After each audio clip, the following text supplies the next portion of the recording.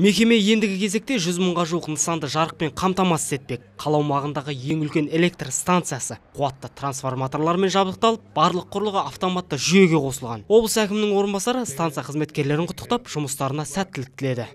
Жобаның инвесторы Жамбыл электр жүйесі компаниясына осындай ауқымды жобаны іске асырғаны үшін шын жүректен алғысымызды білдіреміз. Сіздерді келе жатқан Астана күні мерекесімен және жаңа электр станцияның ашылуымен шын жүректен құттықтаймын. Бұл кәсіпорын өз жұмысын 1971 жылы жаңа деген атаумен бастап, сол кездің өзінде шаһардың барлық шағын аудандарына электр энергиясын таратқан. 2013 жылы басшылық ауқымды қайта жаңғырту жұмыстарын бастауға шешім қабылдайды. Кезеңмен жүргізілген жұмыс барысында аса қуатты трансформаторлар ауыстырылып, май арқылы жұмыс жасайтын ұяшықтардың орнына вакуумдер орнатылған.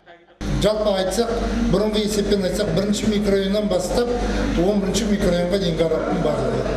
Яғни бұған тек қана кейін қосылған Астана мөлтек ауданы кірмейді, оның Тоқкөзі бөлек, және кейіннен қосылған Бәйтерек мөлтек ауданы кірмейді.